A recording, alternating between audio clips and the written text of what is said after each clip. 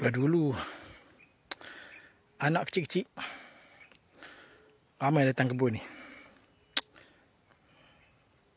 Kalau menebang pokok ramai-ramai pakai tebang, pakai bersorak lah kalau pokok tu tumbang. Tapi bila demo dah besar-besar, dah ada kerjaya masing-masing, tak siapa dah. Inilah, sorang-sorang je lah.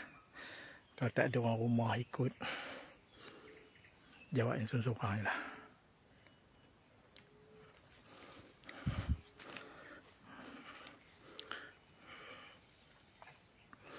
Lepas rambutan ni bukannya mudah kerjanya, tapi dah nak tumbang dah. Dah, okey.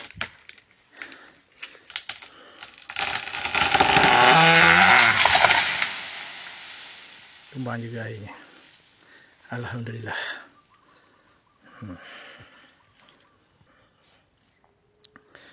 Biasalah anak-anak.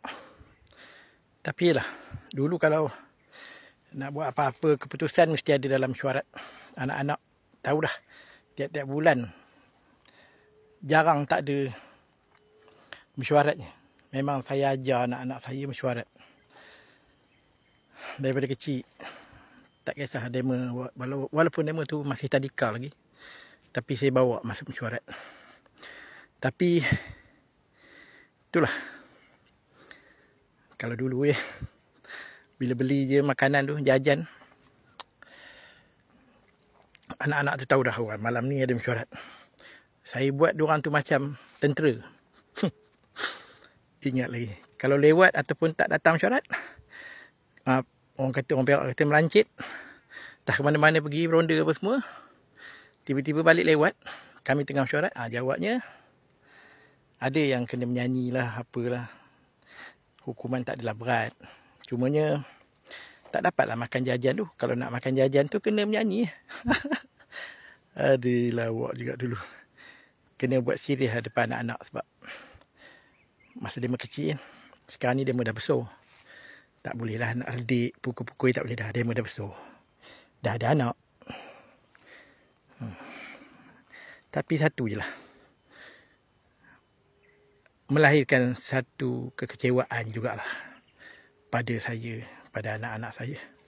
Sebabnya bila saya dah ajar daripada kecil untuk mesyuarat apa-apa hal pun, tapi bila demo dah besar, yelah, demo rasa diri demo tu dah besar kan. Apa-apa keputusan ataupun pasal nikah kahwin mereka, nak buat kenduri ke apa ke, kadang-kadang kecil hati. Bukan kadang-kadang lah, memang kecil hati lah. Mudah-mudahan lepas ni tak adalah. Mereka tak panggil pengerusi ni mesyuarat. Dulu kalau apa, dulu saya pengerusikannya. Tapi bila mereka dah besar-besar, dia melupakan pengerusi. Ayah yang pernah ngajar mereka tu, macam mana nak buat satu putusan tu, bincang dalam mesyuarat. Tapi bila dia dah besar, jadi lain rupanya. Apa yang kita ajar tu dia tak ikut. Dia buat keputusan sendiri. Jadi agak-agak lah kalau kita tu dah besar pun, nak buat keputusan ke, nak bincang apa benda, kenalah orang tua tahu. Jangan biarkan orang tua tu, kecuali lah mereka tu dah tak ada, dah mati ke, pergi haji ke, dalam ihram kan, ataupun sakit, tak apalah, ini pengerusinya masih hidup. Tak apalah, mudah-mudahan saya boleh lupakan, walaupun ia satu perkara yang menyakitkan hati saya.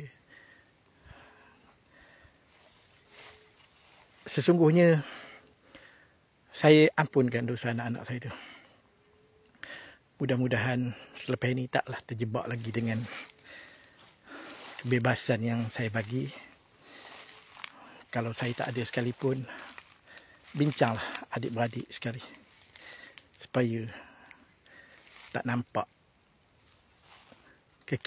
kekeliruan pada orang yang melihat keadaan keluarga kita. Okeylah, Assalamualaikum warahmatullahi wabarakatuh.